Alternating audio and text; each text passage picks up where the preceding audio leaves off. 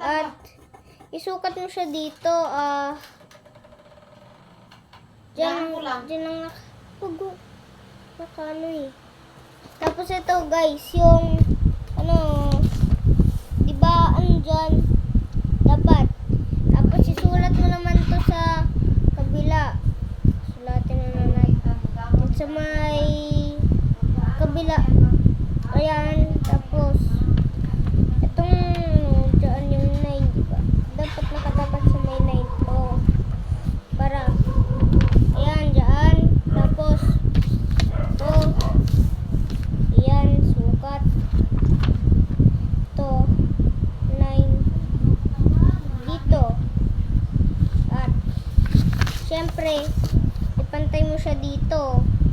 Drawing ka ng line para ipantay mo siya. At syempre yan, di ba may isang sukat na siya ganyan? Pero mali, buburahin mo siya dito. Kasi ayang kabila na yan tama, kaya ko lang siya drawing dito para may masukat ko na dito.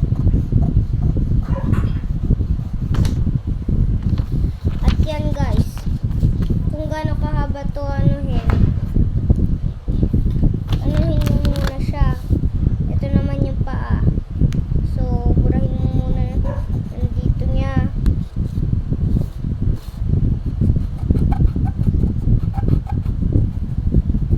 Wait lang, magpapalit muna ako ng lapis guys. Eto guys, so ayan ayan yung lapis ko may pangbura na.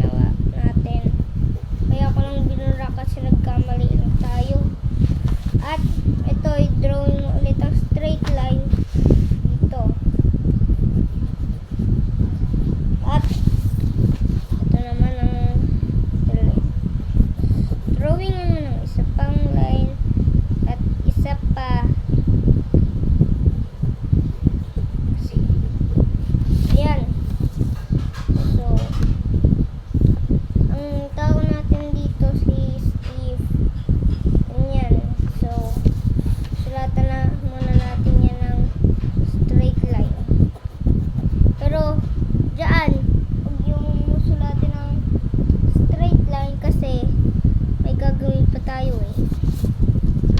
Eto. Sulatan mo siya ng ganyan. At, ayan. Para maths. Tapos, sulatan mo ulit neto. At, ayan. Guys, nagawa na natin ang kanyang damit. Tapos, ito ay ayan. Tapos, ang paa natin ay ayan. Kaya, burahin lang natin itong line na to. Kasi, ito lang ang sukat natin eh. Pang sukat lang natin para alam natin yung sukat. So, ayan guys. Ito lahat pa, ayan.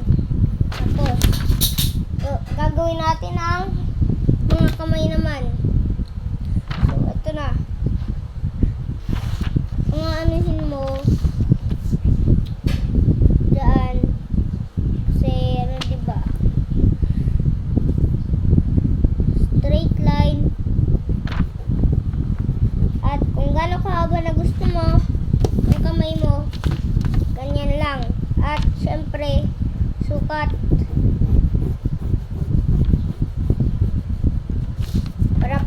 Para pantay. At yan guys, malapit na matapos ang ating ginagawa na gagawin lang natin ng mukha. At burahin ulit kasi hindi natin yan kailangan.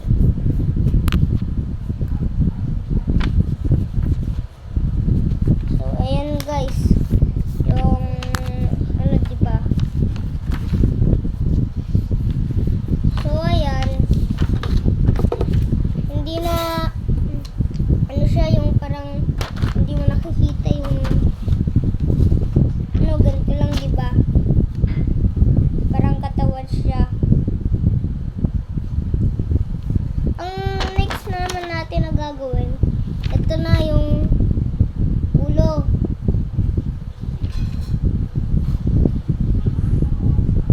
Ayan o. Mamayang pagkatapos nito. Ayan diba? Mama ko, tita ko lang yun. Ito na guys. Pantay muna natin. So, ito. Magsulat ka din nito. Sulatin mo. At, ayan. Saan dapat yan guys? Ayan o. Yan nakikita mo. Diba may ano na siya para match yung niya guys. So ayan o. Diba parang tunay na o. Ganito lang mahaba lang yung damit niya. Ayan, mahaba. At nagkamali ulit tayo kasi ito mali yung sa tunay na tunay para pantay guys. Ayan o. Dapat ang ano niya hanggang dito sa may line. Kaya i-30 na anak. ito try mo muna na i-ano mo siya ganyan. I-pantay mo muna. At kung ayan ay pantay na, sulatin mo na. At ayan. Tapos ito pa. Diretso mo lang ng isang line yung light ko lang na drawing ng line to. Napawisan ka na. Tapos ayan. So dyan yan. Yan na guys. At ginagawa na natin ang ating katawan. So next na gagawin natin at yung buhok natin. Yung buhok ni Steve. At ayan. Yung niya. Yung buhok. Ganyan yan. Pat.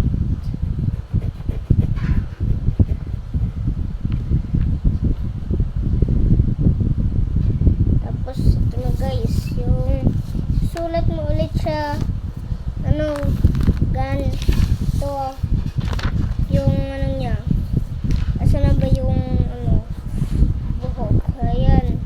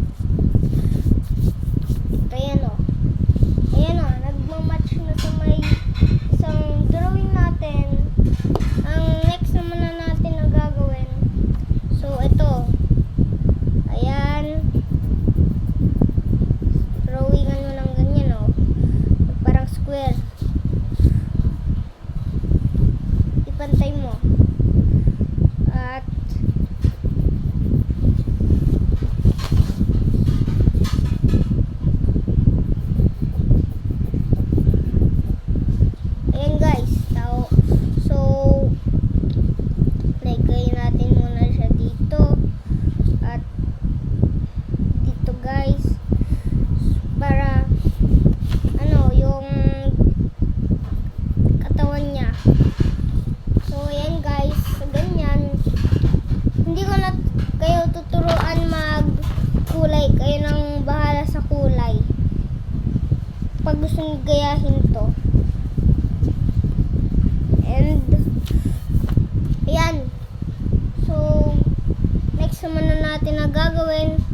Itong ano natin, yung, ano, so, tagilid muna natin yan, ganyan. And, hawakan mo siya.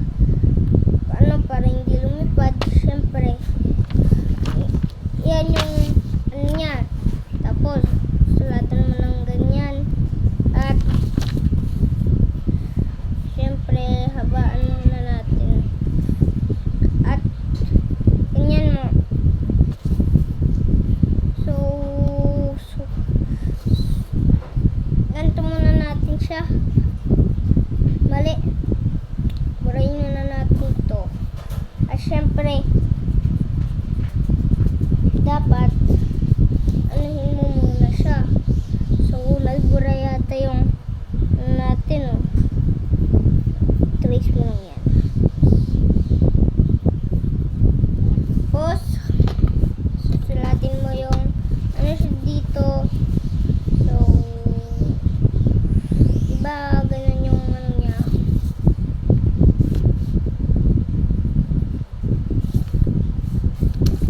At, ganyan guys. Parang yung book ni na ginawa natin yung ganyan. Tapos may isang square lang sa may harap and pantayin mo ulit. Parang sulatan.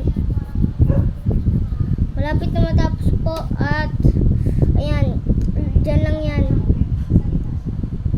Tapos, ayan guys. So, ganyan. Tapos, lagyan mo. Ayan. Tapos, ayan ano natin. Lagay muna natin sa sukat. Ayan o. O diba? Tapos, so, yan.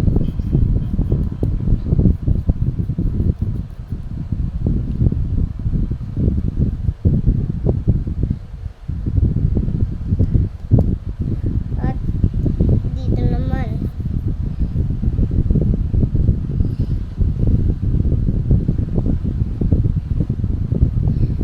So, ayan guys, na gawa na natin yan.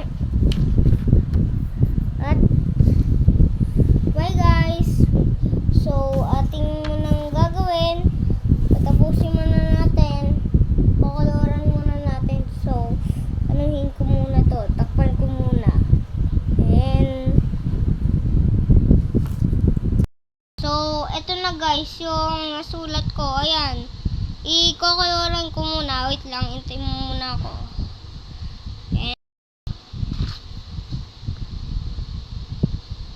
Ayan. Koloran ko na guys. Bye.